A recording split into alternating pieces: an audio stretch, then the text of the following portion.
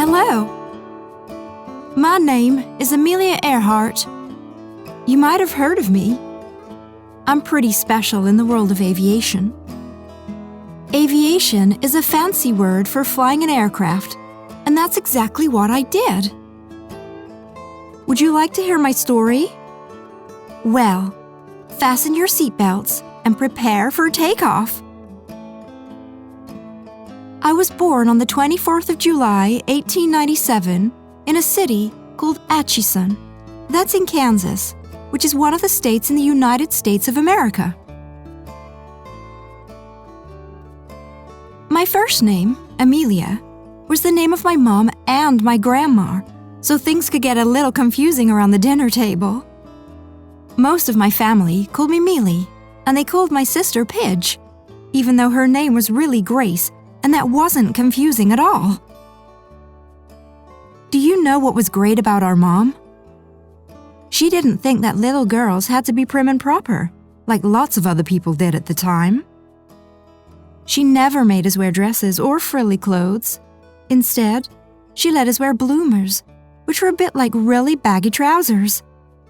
Granny wasn't so thrilled about that, but I loved the way that I could move around without getting all tangled up. Pidge and I loved to climb trees and slide down hills. There's no way that we could have done that in dresses. Now, let's get to the part that you're all here for. Me making history. It all started in 1917 when I was visiting Pidge in Toronto. We went to see a flying exhibition, and I was amazed. I'd never quite seen anything like it, and I knew that I wanted to spend my life in the air. 3 years later, a friend of my father gave me a ride in his plane.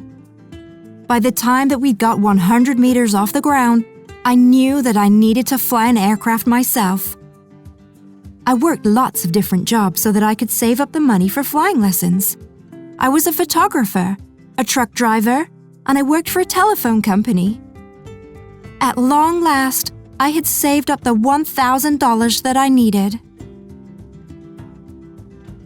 Every week, I caught the bus to the end of the line, and I walked for 6 kilometers to meet my teacher, Nita, at the airfield. That was it. I was hooked. I bought myself a bright yellow biplane that I nicknamed the Canary, and I became the 16th woman in the USA to get my pilot license. Number 6017. It was mine. And it opened up the doors to the rest of the world for me. I set new records as I soared into the sky, but little did I know that someone special was noticing. One afternoon in 1928, I got a phone call from Captain Hilton H. Rayleigh, and he asked me, "Would you like to fly the Atlantic?"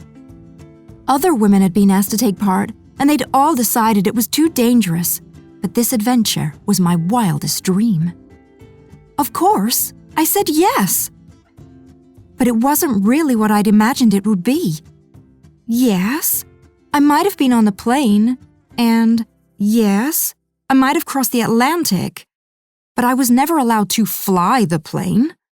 My job was just filling in the flight log. I felt like a sack of potatoes just sat on the plane. Why couldn't I be the pilot? I vowed that day that I would try it alone. I would be the first woman to fly across the Atlantic on my own. And I was. On the morning of the 20th of May, 1932, I set off from Newfoundland in Canada to fly to France. And, although I didn't make it quite that far, I landed my plane in Northern Ireland after a very windy and icy 14 hours and 56 minutes. I had done it. I'd made history. And I became more famous than I could ever have imagined. I carried on flying, and I set even more records. I was the first person to fly from Hawaii to California on their own. Then I set my sights on something greater. I wanted to be the first woman to fly all the way around the world. So, on the 1st of June, 1937, I took off from Florida with my navigator, Fred Noonan. We flew all the way across the sea to Africa and to Asia over the month.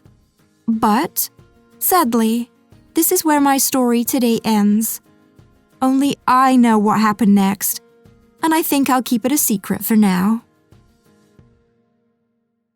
You see, our plane disappeared somewhere over the Pacific Ocean, and, despite looking for weeks, no one has been able to find us. Maybe one day I'll share my secrets with the world, but for now, think of me as you watch the sky and remember to follow your dreams.